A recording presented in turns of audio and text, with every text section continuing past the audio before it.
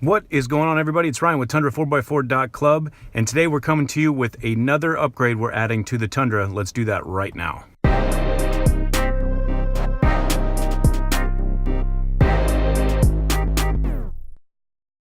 If this is your first time here, I'd like to say welcome. Thank you for stopping by, taking the time out of your day to watch this video.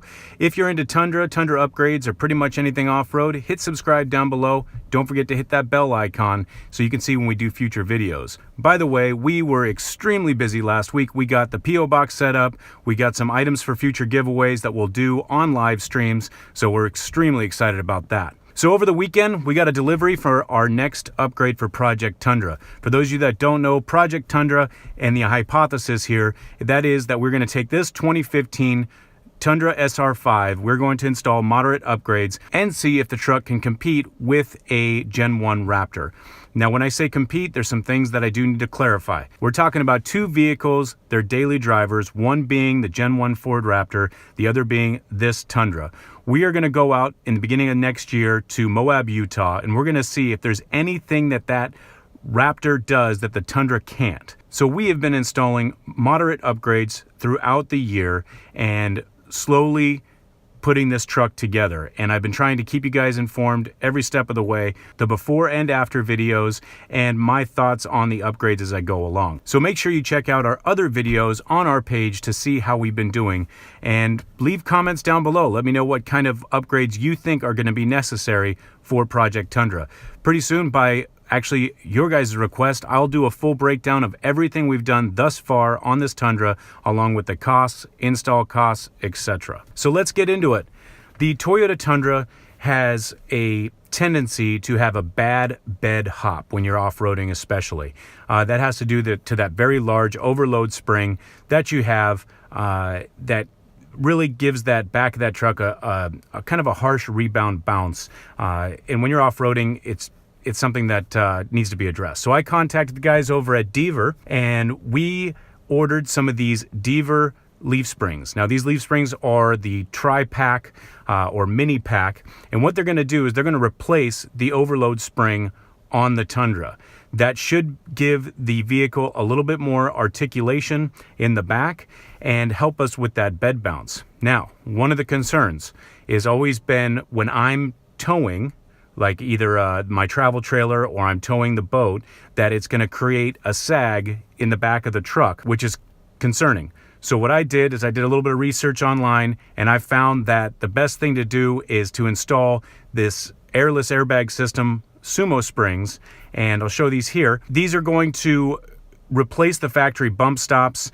They're going to give it the added cushion and lift that it needs, or the support of the lift that it needs. The Deaver springs in itself give you 1 inch to 1.5 inches of lift in the back. So what we did first, we measured from the bottom of the tire to the top of those bushwhacker fender flares to see exactly what the measurement would be right now before we install the Deaver springs. So as you can see here, the measurements for that was just under 39 inches on the driver's side, and it was right at 39.5 inches on the passenger side. We will redo this measurement once we install these springs and see how it does. We are heading out this weekend for a long trip out in the desert where we will test out all the upgrades thus far off-road and kind of see where we're at and what other things we're going to need before we take on that Ford Raptor. So one of the things that I do love about the idea of this setup is that I have not seen anybody else run it. So, you know, some people are running the Sumo springs with that overload spring because of their towing capacity, they're not doing too much off-road stuff, or they're just running the Deaver system and they're not really towing anything, and therefore, you know, they're not using it for both towing and off-road. So hopefully this solution slash idea is a benefit for all of us guys using daily drivers that tow and also want to have a good time off-road and maximize the performance. So once I get these things slapped on real quick, we'll redo those measurements to see what kind of lift we got, and then this weekend we'll go ahead and test them out and we'll show the before and after video of the articulation. All right, so we got these things installed, and let's go ahead and take a look at those measurements. You'll see here now The driver's side is just above 39.5, in between 39.5 and 39.75, and the passenger side is at 40.25. So we got, I'd say something close to 3/4 of an inch, which works. You know, I wasn't, you know, really big on going 1.5 inches more in the back, but you know, I'm glad that it's at, you know, 3/4 of an inch right now. So this weekend we're gonna be able to test these things out, see exactly the performance we get out of them, whether we liked them. Like I said, we have both the Deaver springs, the tri-pack installed, and the Sumo springs together, and we'll see if that does well for us. But that's gonna do it for today's video. Don't forget to hit that subscribe button, and we'll catch you next time on the back roads.